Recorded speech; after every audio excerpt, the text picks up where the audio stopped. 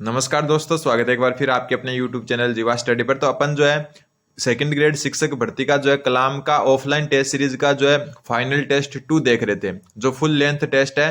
तो आज हम जो है इसकी लास्ट क्लास देखेंगे, क्वेश्चन नंबर 76 से लेकर 100 तक। ठीक है, पूरा डिटेल से जानेंगे। और आज के क्वेश्चन आपके साइकोलॉजी और जो है करंट अफेयर्स के हैं। तो आज का पहला क्वेश्चन है, ये सारे क्वेश्चन मैंने जो आपको पढ़ा दिए जो पहले की क्लासें हैं उनमें, तो आपको सिर्फ उत्तर बताने, खुद के मन में सोचना है कि आपके कितने सही हो रहे हैं। सबसे पहला क्वेश्चन है, मानववाद मनोविज्ञान से कौन सुमेलित है? सही सुमेलित करना सूची 1 को सूची 2 से। तो जैसे मानववाद या मानवतावाद आ जाए ना, तो आपको एक नाम तो हमेशा ही याद रखना है, कार्ल रोजर्स। कौन सा नाम? Carl Rogers. तो उत्तर क्या हो जाएगा? देखो, कार्ल रोजर्स ये रहा। तो पहले का तो दूसरा हो गया। ये दो नाम ध्यान रखना, अब्राहम मैस्लो और कार्ल रोजर्स। ये दो नाम हमेशा मानवतावाद से ही जुड़े होते हैं। तो अब्राहम मैस्लो और कार्ल रोजर्स, मानवतावाद। फिर आता है व्यवहारवाद। व्यवहारवाद आपको पता है, वाटसन जो है व्यवहारवाद के जनक है। तो व्यवहारवाद का कौन हो गया? वाटसन और स्किनर। ठीक है, तो पहले का क्या हो गया? दूसरा। दूसरे का हो गया चौथा। ठीक है, फिर है कार्यवाद। कार्यवाद को प्रकार्यवाद भी कहते हैं, और प्रकार्यवाद के हैं आपके जॉन डीवी और विलियम जेम्स। तो इसका क्या हो गया? पहला। फिर है संरचनावाद। संरचनावाद के हैं एडवर्ड टिचनर और विलियम वुंट। तो ऑप्शन जो है इसका क्या हो जाएगा? तीसरा। तो 2, 4, 1, 3 इसका सही उत्तर है, हो जाएगा। ये एकदम इजी क्वेश्चन है और मैंने जो है आपको करवा भी दिया ये पहले। ठीक है, पहले की क्लासेज में अपन ने इनको कवर भी कर लिया। तो उत्तर हो जाएगा आपका ऑप्शन नंबर 1। देखो, मैंने भी जो है लगभग जो है सेकंड ग्रेड के बाद में जो है स्टडी नहीं किया, फिर भी जो है मेरे को ये सारे वापस रिमाइंड हो गए। ठीक है, तो उम्मीद करता हूं कि आपको भी सारे वापस याद हो चुके होंगे। और कुछ गलती से अगर गलत बता दिया जाए तो आप कमेंट करके जो है जरूर बता दें, ताकि उसको हम सुधार सकें। ठीक है, अगला क्वेश्चन है क्वेश्चन नंबर 77। संख्या, लंबाई, द्रव्यमान और भार की संक्रामिता किस अवधि के दौरान होती है? तो यहाँ संक्रामिता से मतलब है संरक्षण की, जो है संरक्षण की उत्पत्ति मान सकते हो, कि व्यक्ति में संरक्षण की उत्पत्ति या संरक्षण की जो उत्पत्ति है वो कौन सी अवस्था में होती है। और यहाँ प्याजे का जो है आपका संज्ञानात्मक विकास का जो सिद्धांत है उसके 4 चरण दिए हुए हैं। सबसे पहला देखो, संवेदी प्रेरणा, ये संवेदी गामक अवस्था होती है ना, वही है संवेदी प्रेरणा अवस्था। ठीक है, ये कहां से कहां तक होती है? 0 से 2 वर्ष तक होती है। ठीक है, फिर आपका पूर्व परिचालन अवस्था, इसको पूर्व संक्रियात्मक अवस्था भी कहते हैं। तो हिंदी में नाम चेंज हो सकते हैं, लेकिन थोड़ा सा आपको ध्यान रखना है, ये 2 से 7 वर्ष तक होती है। ठोस परिचालन मतलब ठोस क्रियात्मक अवस्था, और ये होती है आपकी 7 से लेकर 11 वर्ष तक। ठीक है, और औपचारिक परिचालन यानी अन्य की औपचारिक क्रियात्मक अवस्था, ये होती है 11 वर्ष से 15 वर्ष तक। ठीक है, अब यहां पर पूछा है कि संख्या, लंबाई, द्रव्यमान और भार की संक्रामिता किस अवधि के दौरान होती है, और इसको कहते हैं संरक्षण की उत्पत्ति। तो जो संरक्षण की जो मतलब संरक्षण जो है किस अवस्था में पाया जाता है, तो वो पाया जाता है आपका ऑप्शन नंबर 3, ठोस संक्रियात्मक अवस्था में, जो 7 से लेकर 11 वर्ष तक होती है। इसके दौरान जो है संख्या, लंबाई, द्रव्यमान, क्षेत्रफल, आयतन, इनके बारे में जो है थोड़ा थोड़ा जो है क्या बालक सीखने लग जाता है। तो उत्तर होगा ठोस क्रियात्मक अवस्था, और इसको कहते हैं मूर्त क्रियात्मक अवस्था भी कहते हैं। ध्यान रखना, कौन सी? मूर्त क्रियात्मक अवस्था। तो नाम अलग अलग हो सकते हैं, लेकिन जो है आपको ये सारे नाम याद रखने हैं। फिर 98वां क्वेश्चन, सबसे इजी क्वेश्चन है कि मनोविश्लेषणात्मक विचारधारा के संस्थापक कौन थे? अपन ने जो है इस क्वेश्चन को जो है 10-15 बार कर लिया। तो मनोविश्लेषणात्मक विचारधारा के जनक थे सिगमंड फ्राइड। ठीक है, मनोविश्लेषण सिद्धांत भी जो है सिगमंड फ्राइड ने ही दिया है। इन्होंने जो है वो अपने जो मनोलैंगिक सिद्धांत है वो भी किसने दिया है? सिगमंड फ्राइड ने दिया है। अगला क्वेश्चन, क्वेश्चन नंबर 79। देखो, आज क्वेश्चन थोड़े से जो है इजी टाइप के हैं, कि यदि किसी विद्यार्थी का अकादमिक गतिविधियों में प्रदर्शन अच्छा नहीं है, मतलब जो पढ़ाई में अच्छा नहीं है किंतु गैर अकादमिक गतिविधियों में श्रेष्ठ प्रदर्शन करता है, मतलब पढ़ाई के अलावा जो गतिविधियां ना उसमें श्रेष्ठ है, पढ़ाई में श्रेष्ठ नहीं है, ये उदाहरण निम्न में से किस समायोजन युक्ति से संबंधित है? तो ये आपकी क्षतिपूर्ति से। नाम से ही पता चल रहा है, क्यों? क्योंकि एक जगह आप श्रेष्ठ नहीं हो तो दूसरी जगह श्रेष्ठ हो, तो उस चीज में जो है आप क्षतिपूर्ति कर रहे हो। ठीक है सॉरी, शिक्षा में जो है आप पढ़ने में अच्छे नहीं हो लेकिन आप खेलकूद में अच्छे हो मान लो, तो आप जो क्षतिपूर्ति कर रहे हो, मतलब वो चीज की क्या कर रहे हो? क्षतिपूर्ति। ठीक है, दमन के बारे में अपन कह चुके हैं कि कोई चीज को जो है भूलना, ठीक है, अचेतन मन में धकेल देना होता है दमन। तदात्मीकरण, प्रक्षेपण, इनके बारे में पूरा डिटेल से अपने जान चुके हैं। तो यहां होगा उसका उत्तर होगा वो क्षतिपूर्ति। अगला क्वेश्चन, क्वेश्चन नंबर 80। अगर आपने जो है मेरी अगर जो ये 50-60 क्लासेज है ये देख ली ना, तो आपकी फिर भी जो है बहुत अच्छा खासा रिवीजन हो जाएगा। ठीक है, अगला क्वेश्चन है आपका, निम्नलिखित में से कौन सा एक शास्त्रीय अनुबंधन सिद्धांत का नियम नहीं है? निम्नलिखित में से कौन सा एक शास्त्रीय अनुबंधन सिद्धांत का नियम नहीं है, ये पूछा है। तो सबसे पहले जो है शास्त्रीय अनुबंधन सिद्धांत किसने दिया था? ठीक है, शास्त्रीय अनुबंधन सिद्धांत दिया था पावलोव ने। ठीक है, तो इसका जो है कौन सा जो है सिद्धांत का नियम नहीं है? अर्जन या अधिग्रहण बिल्कुल है, सामान्यीकरण बिल्कुल है, विभेदीकरण बिल्कुल है, अंतर्नोद नहीं है। अंतर्नोद किसका होता है?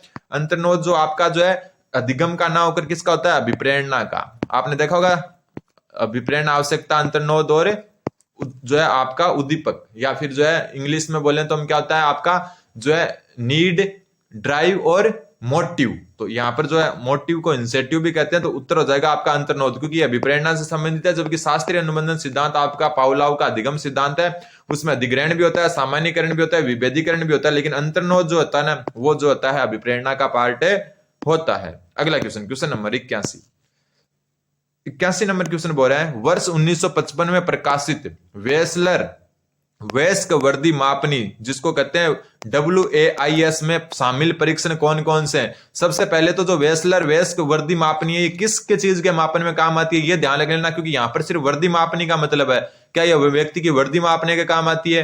क्या यह व्यक्ति के व्यक्तित्व के काम आती है? क्या ये जो है सृजनात्मकता मापने की युक्ति है, या फिर जो है बुद्धि मापने की? तो उत्तर ध्यान रखना इसका बुद्धि होगा। ये क्या है? बुद्धि मापने की जो है मापने की जो है परीक्षण है, बुद्धि मापने का परीक्षण है। ठीक है, तो ये जो वेसलर वयस्क वर्दी मापनी है, बुद्धि मापती है, और इसमें जो है 1955 में जो ये प्रकाशित हुई थी, जिसको शॉर्ट में WAIS कहते हैं, इसमें जो है कुल कितने जो है आपके क्या थे उप परीक्षण या परीक्षण शामिल थे, ये पूछा है। तो इसका जो उत्तर हो जाएगा आपका ऑप्शन नंबर 1, 5 शाब्दिक और 5 क्रियात्मक, टोटल कितने थे? 10। और इसी का जो है एक संशोधित वर्जन 1981 में क्या आया? संशोधित जो है इसका वर्जन आया, संशोधित, और इसमें जो है टोटल 11 थे।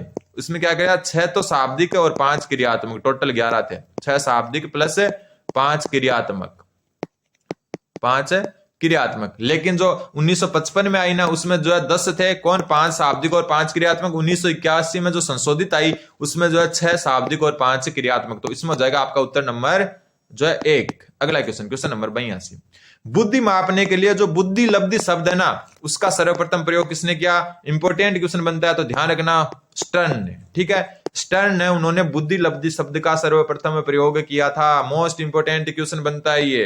अगला question, question number 83 number question बोल रहा है, किस भारतीय मनोवैज्ञानिक ने स्टैफोर्ड बिन्ने परीक्षण का जो है भारतीय अनुशीलन तैयार किया? तो स्टैफोर्ड बिन्ने परीक्षण है उसका भारतीय अनुशीलन किसने तैयार किया? तो SK कुलश्रेष्ठ, ऑप्शन नंबर 2 इसका सही उत्तर हो जाएगा। ठीक है, इंपोर्टेंट है, याद रखना। तो ये आपको जो है ध्यान रखना है कि भारतीय जो मनोवैज्ञानिक कौन सा भारतीय मनोवैज्ञानिक था जिसने स्टैफोर्ड बिन्ने जो परीक्षण है उसका जो है भारतीय अनुशीलन तैयार किया? तो उत्तर आपका क्या हो जाएगा? SK कुलश्रेष्ठ। नाम याद रखना, ये BK पासी, ठीक है, जलोटा, जोशी, इन्होंने क्या क्या किया सब कुछ मैं बता चुका। तो आपको हर चीज ध्यान रखनी है कि जो है कहीं से भी क्वेश्चन आ सकता है और हर एक क्वेश्चन कीमती होता है। ठीक है, ऐसे मत सोचना कि यार ये छोड़ देता हूँ, क्या क्या कहां से ही क्वेश्चन आएगा। लेकिन सेकंड ग्रेड RPSC करवाती है और RPSC का लेवल अच्छा होता है। ठीक है, सिलेबस से होता है लेकिन लेवल अच्छा होता है। ठीक है, अगला question, question number 84 number question बोल रहा है, निम्नलिखित में से किसने व्यक्तित्व अनुसंधान में नियमानुवंशी उपागम पर बल दिया? ठीक है, ये क्या होता है? नॉर्मेटिव अप्रोच होती है। ठीक है, क्या होती है? नॉर्मेटिव अप्रोच होती है। ठीक है, हिंदी नाम थोड़े से हार्ड होते हैं इनके, तो थोड़ा सा इंग्लिश में ध्यान रखने ना। तो ये नॉर्मेटिव अप्रोच है, ये किसने दी? तो ये दी आपकी ऑलपोर्ट ने। ठीक है, किसने दी? ऑलपोर्ट ने दी। तो उत्तर हो जाएगा आपका ऑलपोर्ट। ठीक है, ये जो हिंदी नाम है ना ये अलग अलग भी आ सकते हैं आपके, लेकिन इंग्लिश नाम हमेशा सेम ही आएगा, नॉर्मेटिव। ठीक है, तो उत्तर हो जाएगा इसका ऑलपोर्ट। अगला क्वेश्चन, क्वेश्चन नंबर 85 क्वेश्चन बोल रहा है, लोग अपना मत प्राय अपनी भावनाओं के अनुसार करते हैं, बजाय इसके कि उम्मीदवार की अपनी विशिष्ट नीतियां किस प्रकार की है या किस आधार पर है। तो अभिवर्ती का ये घटक कौन सा है? तो ऐसा क्वेश्चन अपन जो है पिछली क्लास में जो अपनी हुई थी ना मनोविज्ञान की, उसमें देख चुके कि लोग जो है चुनाव में मत उसी को देते हैं जो है भावनाओं को देखकर मत देते हैं, ना कि जो है कैंडिडेट कैसा है उसको देखकर। तो सेम वही बात है कि लोग अपना मत प्राय क्या करते हैं? भावनाओं को अनुसार देते हैं। तो ये जो अभिवर्ती का क्या हो जाएगा? भावात्मक पक्ष हो जाएगा। ठीक है, तो उत्तर क्या हो जाएगा? ऑप्शन नंबर 2, भावात्मक। अगला क्वेश्चन, क्वेश्चन नंबर 86 क्वेश्चन बड़ा, धारा प्रवाह, विस्तार, मौलिकता और लचीलापन ये किसके घटक हैं? तो ये नाम तो आपके पास हो सकता है 10-15 बार आ चुके होंगे। तो ये किसके हैं? सृजनात्मकता के। और एक बात सृजनात्मकता में ध्यान रखना, अपसारी चिंतन होता है सृजनात्मकता में। कौन सा चिंतन? अपसारी चिंतन। अगला क्वेश्चन, क्वेश्चन नंबर 87 क्वेश्चन बोल रहा है कि अंतर्मुखी व्यक्तित्व होता है। अंतर्मुखी व्यक्तित्व का मतलब क्या हो गया? जो है कम बोलता हो, ठीक है, एकदम शांत रहता हो, तो वो हो गया अंतर्मुखी। ठीक है, बहिर्मुखी क्या होते हैं? बहुत अधिक बोलने वाले, सामाजिक। ठीक है, तो ये होते हैं बहिर्मुखी। ठीक है। तो क्रिया करने की तीव्र इच्छा रखने वाला व्यक्ति क्या अंतर्मुखी होगा? बिल्कुल नहीं होगा। ठीक है। प्रबल और आसानी से परेशान नहीं होने वाला, तो प्रबल और आसानी से परेशान नहीं होने वाला क्या होता है? बहिर्मुखी होता है। अंतर्मुखी क्या होता है? परेशान ज्यादा रहते हैं, क्योंकि वो अंदर ही अंदर जो है घुटते हैं अपने आप में। ठीक है। विनम्र और सरल स्वभाव वाले, बिल्कुल सही बात है। वो विनम्र और जो है सरल स्वभाव के क्यों होंगे? क्योंकि वो बोलते कम है, वो जो भी सामने वाला कहता है वो सुन लेते हैं विनम्रता से, उसमें जो है किसी भी प्रकार का गुस्सा नहीं करते। ठीक है। और जो बहिर्मुखी होते हैं वो अगर कोई सामने वाला बोल देना तो वापस दो बोलता है वो। तो ये जो है विनम्र और जो है सरल स्वभाव किसका जो है गुण है? ये अंतर्मुखी व्यक्तित्व का है। फिर व्यक्ति जो अपने पर्यावरण के प्रभाव के प्रति तुरंत प्रतिक्रिया करता हो, तो बिल्कुल नहीं, तुरंत प्रतिक्रिया जो है बहिर्मुखी करते हैं, अंतर्मुखी नहीं करते। अगला क्वेश्चन, क्वेश्चन नंबर 88। 88 क्वेश्चन जो है परिभाषा डायरेक्ट याद रखनी है। अनुभव द्वारा व्यवहार में परिवर्तन होना ही अधिगम है। अनुभव द्वारा व्यवहार में परिवर्तन होना ही अधिगम है। ये परिभाषा किसने दी? तो ये दी गेट्स व अन्य ने। ठीक है। गेट्स की परिभाषा है अनुभव द्वारा व्यवहार में परिवर्तन होना ही अधिगम है। परिभाषाएं आपको जो है एक आधी आएगी सेकंड ग्रेड में, आपको याद रखनी है। फिर अब ब्रूनर द्वारा प्रदत्त संज्ञानात्मक विकास की सर्वोच्च अवस्था क्या है? तो ब्रूनर का जो संज्ञानात्मक विकास है उनमें उन्होंने 3 अवस्थाएं बताई। ठीक है। कौन कौन सी अवस्थाएं बताई इन्होंने? सबसे पहले होती है सक्रिय अवस्था। कौन सी सक्रिय? 1 नंबर। 2 नंबर इन्होंने बताई वो है आपकी जो है, 1 मिनट, प्रतिबिंबात्मक। कौन सी? 2 नंबर है आपकी प्रतिबिंबात्मक, और 3 नंबर है आपकी प्रतीकात्मक। प्रतीकात्मक। तो जो हमेशा जो लास्ट वाली होती है ना वो सर्वोच्च होती है, ये ध्यान रखना। तो लास्ट वाली कौन सी है? प्रतीकात्मक। तो सर्वोच्च कौन सी होगी? आपकी प्रतीकात्मक होगी। हमेशा ध्यान रखना। जो है ब्रूनर ने जो 3 जो अवस्थाएं दी, सक्रिय, प्रतिबिंबात्मक और प्रतीकात्मक। ठीक है। ये होगी इनेक्टिव, और ये होगी आपकी आइकॉनिक, और ये होगी सिंबॉलिक। ठीक है। और इसमें जो है ना आपको ध्यान रखना, जो हमेशा लास्ट होती है ना किसी भी सिद्धांत की, जो सबसे अंतिम जो अवस्था होती है वो हमेशा सर्वोच्च अवस्था होती है। और सर्वोच्च कौन सी होती है इसमें? प्रतीकात्मक। तो उत्तर हो जाएगा आपका ऑप्शन नंबर 4। 90 नंबर क्वेश्चन देखो, ब्रॉन फेन ब्रेनर है, इसका सिद्धांत है पारिस्थितिकी सिद्धांत, और इसको हम जो 3 बार पढ़ चुके हैं अभी तक। तो ये भी आपको ध्यान होना चाहिए। जो पारिस्थितिकी सिद्धांत है जो ब्रॉन फेन ब्रेनर का, उस सिद्धांत के अनुसार बालक के माता पिता के कार्य क्षेत्र का परिवेश व स्थानांतरण किस परिस्थिति तंत्र के उदाहरण है? तो ये है आपके एक्सो के। एक्सो को कहते हैं बाह्य तंत्र के। किसके? बाह्य तंत्र के। ठीक है। अपन जो है 5 तंत्रों को अच्छे से जान चुके हैं। ठीक है। माइक्रो में क्या होता है? माइक्रो में क्या होता है? घर परिवार फैमिली आती है। फिर मिसो में क्या होता है? मिसो में उनका जो अंतर संबंध आता है। ऐसे करके इन सबको हम जो अच्छे से जान चुके हैं। पीछे की क्लासें देखनी जो है बहुत ज्यादा इंपॉर्टेंट है आपके लिए। अगला क्वेश्चन, अब करंट के 10 क्वेश्चन देख लो आप कि लाडो प्रोत्साहन योजना के संबंध में निम्नलिखित कथनों पर विचार कीजिए। ठीक है। और सत्य कथन आपको बताना है। सबसे पहला है कि यह योजना 1 सितंबर 2024 से संपूर्ण राजस्थान में प्रारंभ की गई, तो ये गलत है। ये 1 अगस्त से शुरू की गई। कब से? 1 अगस्त 2024 से। इंपॉर्टेंट है, ध्यान रखना, लाडो प्रोत्साहन योजना। फिर इस योजना का संचालन सामाजिक न्याय एवं अधिकारिता विभाग द्वारा किया जा रहा है, तो यह भी गलत है। ये किसके द्वारा किया जा रहा है? महिला अधिकारिता विभाग द्वारा। महिला अधिकारिता विभाग द्वारा। महिला अधिकारिता विभाग द्वारा जो है इसका संचालन किया जा रहा है। फिर इस योजना का लाभ केवल राजस्थान के मूल निवासियों को दे, तो बिल्कुल सही है। राजस्थान की योजना है तो राजस्थान को ही होगा। फिर इस योजना के अंतर्गत पात्र अभ्यर्थी जो लाभार्थी है उनको 7 किस्तों में 1 लाख रुपए जो है राशि उपलब्ध करवाई जाती है, तो बिल्कुल सही है। पहले राजश्री योजना के नाम से जानी जाती थी और 6 किस्तों में 50,000 रुपए दिए जाते थे। अब 1 किस्त और बढ़ा के जो है 1 लाख रुपए कर दिए गए हैं, और नई नाम इसका क्या कर दिया? लाडो प्रोत्साहन योजना। 1 अगस्त 2024 से ये प्रारंभ हुई है। तो तीसरा और चौथा सही है, बाकी 2 गलत है। तो उत्तर हो जाएगा आपका तीसरा व चौथा। ये रहा अगला question, question number 92 number question बोल रहा है, परिवर्तित राज्य बजट 2024-25 की जो अनुपालना में ग्लोबल कैंपेनेंस से राजस्थान में निवेश आमंत्रित करने हेतु Amrit global technology and application centre कहां स्थापित किया जाना है? 2024-25 का जो परिवर्तित बजट है उसकी अनुपालना में ग्लोबल कैंपेनेंस से राजस्थान में निवेश आमंत्रित करने हेतु Amrit global technology and application centre जो है आपका कहां स्थापित किया जा रहा है? तो ये किया जा रहा है जयपुर में। ये ऐसी चीजें हमेशा जयपुर में स्थापित होती है, आपको ध्यान रखना। अगर अशोक गहलोत अगर मुख्यमंत्री होते तो हो सकता है जोधपुर में भी हो जाती। फिर वर्तमान में यानी कि 24 नवंबर 2024 की बात हो रही है, जो अपने अभी 7 जो सीटों पर उपचुनाव हुए हैं उसके बाद की बात हो रही है कि वर्तमान में राजस्थान विधानसभा में कुल कितनी महिला सदस्य हैं।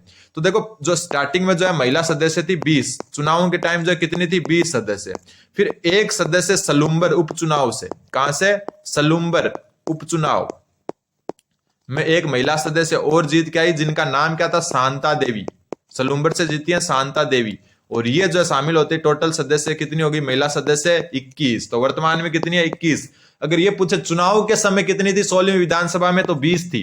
अब एक जो शांता देवी जो सलूम्बर से जीती है उपचुनाव, और टोटल कितनी होगी अपने 21 हो गई। अगला क्वेश्चन, क्वेश्चन नंबर आपका 94 नंबर क्वेश्चन बोल रहा है, छठे फूड सेफ्टी इंडेक्स के संबंध में निम्नलिखित कथनों पर विचार कीजिए और सत्य कथन आपको बताना है। फिर इस सूचकांक में राजस्थान ने गत वर्ष के सूचकांक की तुलना में 2 रैंक का सुधार किया, तो बिल्कुल सही बात है। अब बात क्या हो रही है, छठे फूड सेफ्टी इंडेक्स की, और राजस्थान का स्थान भी जो है क्या है, छठा स्थान है राजस्थान का। कौन सा स्थान है, छठा स्थान है राजस्थान का। तो छठा है, मतलब 2 रैंक की शुरुआत इससे पिछले में कौन से था, 8वां था। कौन सा था, 8वां। तो कितने जो है रैंक की शुरुआत जो सुधार हुई है, 2 रैंक की। तो ध्यान रखना, बिल्कुल सही बात है। और ये एक मजे की बात है कि छठे फूड सेफ्टी इंडेक्स में राजस्थान का स्थान भी कौन सा है, छठा। फिर इस सूचकांक में राजस्थान ने जो है 54.5 जो 7.5 अंकों के स्कोर के साथ ओवरऑल छठी रैंक हासिल की है, तो बिल्कुल सही बात है। अभी बात कर चुके अपन। तो ओवरऑल कौन सी छठी रैंक जो है क्या की हासिल, कितने स्कोर के साथ, 54.75। तो दोनों की दोनों इसमें सही है। तो 94 में हो जाएगा ऑप्शन नंबर 3। अगला question, question number 95 number question बोल रहा है, मुख्यमंत्री जल स्वावलंबन अभियान 2.0 है, उसके संबंध में निम्नलिखित कथनों पर विचार करें और सत्य कथन बताएं। सबसे पहले ग्रामीण व पंचायती राज विभाग, इस विभाग का प्रशासनिक विभाग है, तो बिल्कुल सही बात है। ध्यान रखना, ग्रामीण एवं पंचायती राज विभाग जो है इस अभियान का प्रशासनिक विभाग है। ठीक है, ग्रामीण एवं पंचायती राज विभाग जो है मुख्यमंत्री जल स्वावलंबन अभियान 2.0 है, उसका जो है प्रशासनिक विभाग है, बिल्कुल सही है। फिर इस अभियान के तहत आगामी 4 वर्षों में 10 लाख वाटर हार्वेस्टिंग स्ट्रक्चर बनाए जाएंगे, तो गलत है। आगामी 5 वर्ष में 5 लाख वाटर हार्वेस्टिंग स्ट्रक्चर बनाए जाएंगे। 5 वर्ष 5 लाख, यहाँ 4 वर्ष 10 लाख है, तो ये गलत हो गया। तो जो है केवल एक सही है इसमें, तो उत्तर हो जाएगा आपका ऑप्शन नंबर 1। अगला क्वेश्चन, क्वेश्चन नंबर 96, केंद्रीय साहित्य अकादमी द्वारा सोनाली सुतार, और सोनाली सुतार है आपकी बीकानेर की, कहां की, बीकानेर की, को किस कृति हेतु वर्ष 2024 का युवा साहित्य पुरस्कार दिया गया। तो इसमें एक क्वेश्चन तो ये क्लियर हो रहा है कि केंद्रीय साहित्य अकादमी द्वारा जो है किसको जो है 2024 का युवा साहित्य पुरस्कार मिला है, तो सोनाली सुतार को। कौन से जिले से संबंधित है, बीकानेर से। ठीक है, और इनकी जो रचना थी वो कौन सी थी, वो आपको जो है जरूर ध्यान रखना है। तो इनकी जो रचना है उसका नाम है आपका शुद्ध सोंधु जग आंगणो। ठीक है, शुद्ध सोंधु जग आंगणो जो है इनकी रचना है, और ये बीकानेर से की निवासी हैं। अगला question, question number 97, Paris para Olympic 2024 में अवनी लेखरा ने किस स्पर्धा में स्वर्ण पदक जीता था। तो जो इसका उत्तर होगा 10 metre air rifle shooting SH1, और इनका जो स्कोर रहा था वो रहा था 249.7। ठीक है, 249.7 जो इसका स्कोर रहा था अवनी लेखरा का, और 10 metre air rifle shooting SH1 में इन्होंने क्या जीता था, स्वर्ण पदक। अगला क्वेश्चन, क्वेश्चन नंबर 98, प्रदेश की दूसरी लाइन सफारी या लोइन सफारी की शुरुआत कहां की गई। तो देखो, फर्स्ट जो लोइन सफारी है वो नाहरगढ़ बायोलॉजिकल पार्क जयपुर में, फर्स्ट लोइन सफारी, और सेकंड आपकी सज्जनगढ़ अभ्यारण्य उदयपुर। ठीक है, तो उत्तर क्या हो जाएगा आपका सज्जनगढ़। दोनों ध्यान रखने, पहली आपकी नाहरगढ़ बायोलॉजिकल पार्क जयपुर में, और दूसरी सज्जनगढ़ अभ्यारण्य जो है उदयपुर में। अगला क्वेश्चन, क्वेश्चन नंबर 99 क्वेश्चन बोल रहा है, ग्रेट इंडियन ट्रेवल बाजार के 13वें संस्करण का आयोजन कहां किया गया। ग्रेट इंडियन ट्रेवल बाजार के 13वें संस्करण का आयोजन कहां किया गया, तो उत्तर होगा आपका JECC सीतापुरा जयपुर। ठीक है, अगला question, question number 100 number question बोल रहा है, मुख्यमंत्री जीवन रक्षा योजना, कौन सी मुख्यमंत्री आयुष्मान जीवन रक्षा योजना के संबंध में आपको जो है सही विकल्प का चयन करना है। सबसे पहले इस योजना का क्रियान्वयन चिकित्सा एवं स्वास्थ्य विभाग द्वारा किया जाता है, तो बिल्कुल सही है। फिर इस योजना के अंतर्गत वर्तमान में साधारण रूप से घायल व्यक्ति को अस्पताल पहुंचाने वाले भले व्यक्ति को 10,000 रुपए की सहायता जो राशि उपलब्ध करवाई जाती है। तो 10,000 की तो करवाई जाती है, लेकिन साधारण रूप से नहीं, गंभीर रूप से घायल को। किसको, गंभीर रूप से घायल को। तो ये क्या हो गया, गलत हो गया। ठीक है, तीसरा क्या है, ये योजना 6 अगस्त 2024 को प्रारंभ हुई, तो ये भी गलत है, क्योंकि ये योजना आपकी 22 अगस्त 2024 को प्रारंभ हुई। ठीक है, तो ये गलत है, ये गलत है, ये सही है, तो केवल और केवल एक सही है। तो ऑप्शन नंबर जो है इसका हो जाएगा एक सत्य, और 2 और 3 क्या हो गया, असत्य। तो उम्मीद है कि आपके समझ में आएंगे। सारी क्लास पहले से पढ़ाई हुई क्लास में से आई है अच्छे से। अगर आपने क्लासें नहीं देखी तो 2 की स्पीड से जो है एक दिन में आप पूरी क्लास से देख लोगे, और पूरे पेपर का रिवीजन हो जाएगा। चैनल पर बने रहें, धन्यवाद। बने रहें जीवा स्टडी के साथ।